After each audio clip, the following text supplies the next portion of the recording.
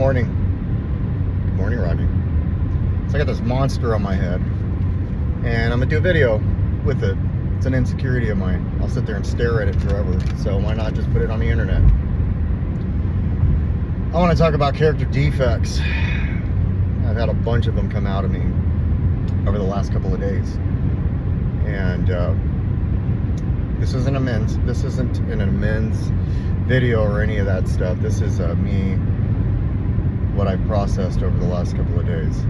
What's interesting is that my headphones weren't charged, so I had to go work out without headphones, and that requires some meditation.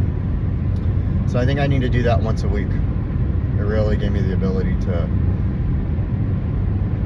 because like you can't even hear the radio in the gym. And it made me think about, like, I always talk about my disease is surrounded by anger, fear, and resentment because of self-centeredness. But I came to this conclusion for now that my character defects are surrounded by those. My self-centeredness brings out my character defects, and they're all based on either fear, anger, or resentment. Usually it's fear, which then leads to anger because I didn't get my way, which then leads to resentment, and then I act out. It's usually those three things that happen in a row, and then I start acting out. Block motherfuckers, I talk shit, I say sideways shit out the side of my head, my neck, and I think that, like, I don't even think I realize how bad I'm sounding or how bad I'm acting. Like, I had to come to some conclusions, like, can I have a platonic relationship with somebody that I'm in love with? I don't know. Never done that before. I don't know if that's possible for me. Because I think what ends up happening is they're nice, and then all of a sudden I'm back in, character defects again. Fear of rejection. I've dealt with fear of rejection my whole life. And I either end up angry or resentful. And so I gotta work on that. I hate that I have to find out the hard way for things. It needs to be an extreme for me. But at least I can now sit back and reflect and then call myself out and realize that I'm acting this way. I act this way. When to make an amends. I think that for me, learning to make an amends after I've had some time to process is a lot better than just doing it. It's the same as when I'd get loaded and then I just would say, I'm sorry I got loaded. Well, that's not really going to help. One, don't get loaded anymore. Two, don't do the bad behavior anymore. But three, you got to really get down to the root of it all. That's what working these steps are for, right? To get down to the root of problems and then to address them. And I think those questions help me acknowledge what they are, and to try to do my best that as I'm waiting to do step 5 and then waiting to get into the work of step 6, which are character defects, I could at least, I've worked them before, so I could at least acknowledge that I will act out on them. And why? Let's go down to the why. And then when I say I did this, why? And then when I say I felt like this, why? And why did I feel like this, why? Instead of like just going all the way. And then sometimes you just got to go to the beginning. When I go to the beginning, I start realizing that, oh yeah, I was trying to protect myself at one point, and then I opened up, and then when I opened up, I was hurt. And what's the resolve there? I don't know yet, but I'm uncovering shit as I go along. And that's okay, as long as I don't just continue to be anger or resentful, and come from a place of like, okay, I understand what I did and how I did it and why I did it. And it all leads back to fear. Ultimately, I remember working that step with my sponsor, and he said, okay, all of your character defects come to one thing. And I was like, he's like, a majority of them. He said 90% of them, after we had worked them all. Because that's what sponsors do. After you've gone over all of it, they don't just say, okay, great, now work on your next one. We sit down and we talk about them. And he said, it's fear. Like and I didn't like hearing that. Like, I don't want to hear that I'm afraid. I don't want to hear that I fear things. I want to hear that I'm powerful, that I'm strong, but I'm not. You know, that's why one fucking sentence, one fucking text, one message can derail my ass. And I don't want to feel like that anymore. I don't want to live like that anymore. Yesterday, I felt like drinking. I didn't, but it's the first time I felt like drinking in 5 fucking years. Like, I just didn't want to feel like how I felt. And I had to feel that, you know, and I had to talk to somebody in recovery. I had to do a video. I had to write. I had to go through it. I had to sit down and feel it. And it was good that I didn't reach out,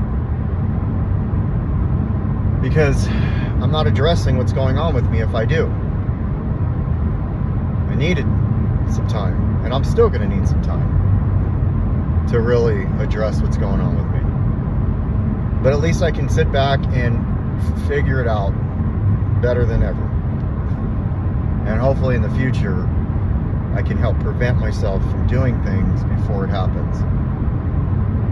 But I need to go through these experiences in order to understand what does my sponsor call it? Self-awareness. I'm more self-aware than I've been in the past, but I'm not as good as I'm going to be in the future. Self-awareness is understanding that, oh wait, hold on, this is going to lead into this, so maybe I should not do this. I'm really good at like, oh, this time it'll work out.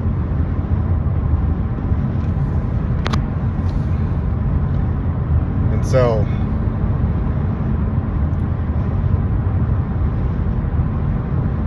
I need more time. I need more time to, well, maybe not more time. I just need to keep meditating. That was good for me this morning.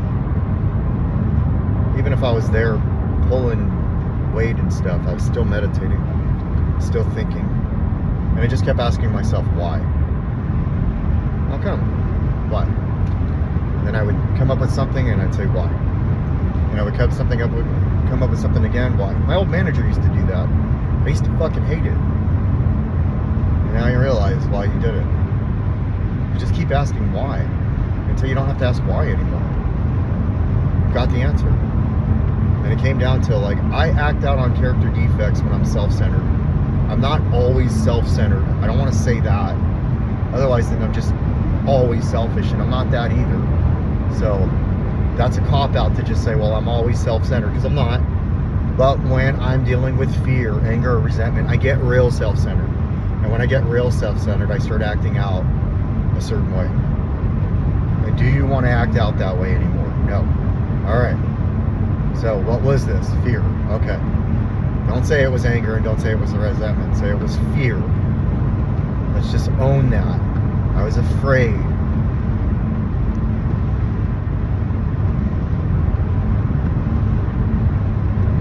I love recovery has given me I love that recovery has given me the ability to, you know, like all this stuff that I do, it gives me these tools to figure shit out.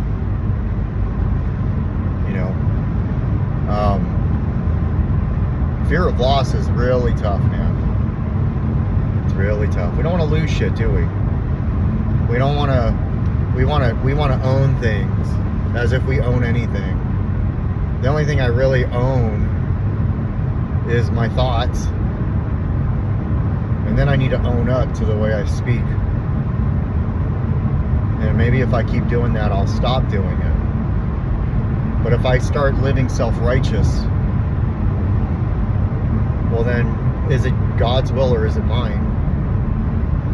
And I think it's my will. And my will, when surrounded by these character defects, is not good. Like, it's not good. I need to turn that over. Last night I prayed to have a good dream. And guess what? I don't remember my dream. But that tells me I didn't have a bad dream. And I woke up at 4:45. And I woke up and then snoozed for about 20 minutes and got ready. And I think that maybe every night, if I just sit down and pray for something,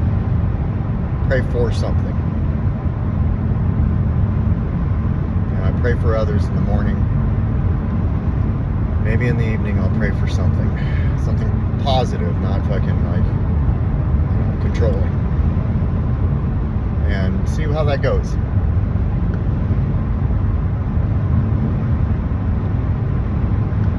On a good note, my sponsee and I are communicating regularly. He was going through some stuff, and I was able to use my experience currently, like what I should be doing, to help him with what he is, like how he's doing. And I think that's what this is. Parallel two addicts helping one another is without parallel, right? So I'm going to build this relationship where he helps me and I help him. We build each other up, and we'll work some steps together, and maybe I'll uncover some stuff of my own as I'm working steps with my sponsor. So yeah, all in all, the sun is out, no clouds in the sky, so it's not going to rain. I'll live with this thing on my face for a little bit longer, and hopefully I don't pick at it, because I know, like, when I get to work, motherfuckers are going to be like, whoa, it did yesterday. So yeah, that thing is fucking painful, by the way. If you're wondering if it's painful, it's painful. But I have a friend who gave me some stuff that I'm going to put on my face. That's in my bag. And, yeah. So, it's going to be a good day today. Lots of self-reflection. Lots of self-awareness. And more importantly, I'm now going into month 3 of year 2. And so they say the first year is free and the second one is tougher. Well, holy fuck, man, the first 2 months have been tough. They ain't lying. But there's some recovery there, there's some character defects there, there's some amends there, there's some self-awareness there. And the first year was definitely like getting to know my higher power and trusting in my higher power.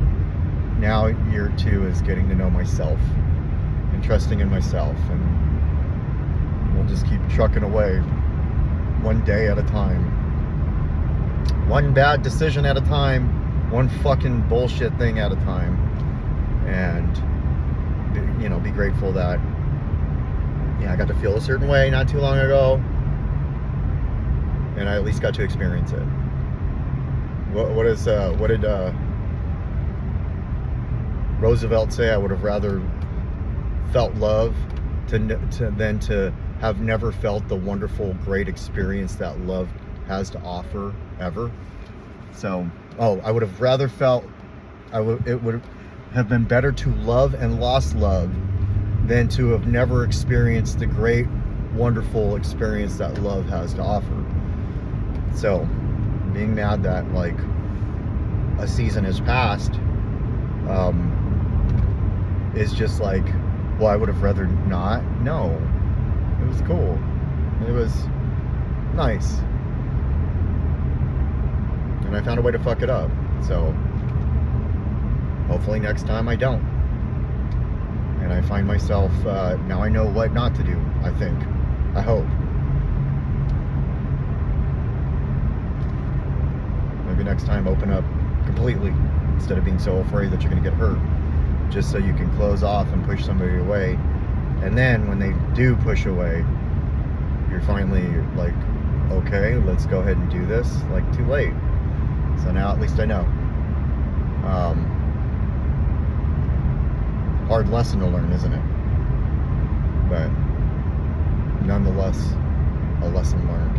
And I didn't have to pay for school for this one. Like, it didn't cost me any school. Like, I didn't have to go to class to learn this. I learned it firsthand. And in the process, I don't want to shut the door on love. I don't want to shut the door on it. I want to keep it open. Not necessarily for certain people. It doesn't mean like whatever happens, but I don't want to shut the door on it. I just want to keep learning. I've never tried to love people healthy and clean. So this is all new shit for me. Usually if it falls apart, I just fucking get loaded. And yesterday was the first day that I think I was triggered in a year and over 2 months to want to get loaded in some form or another.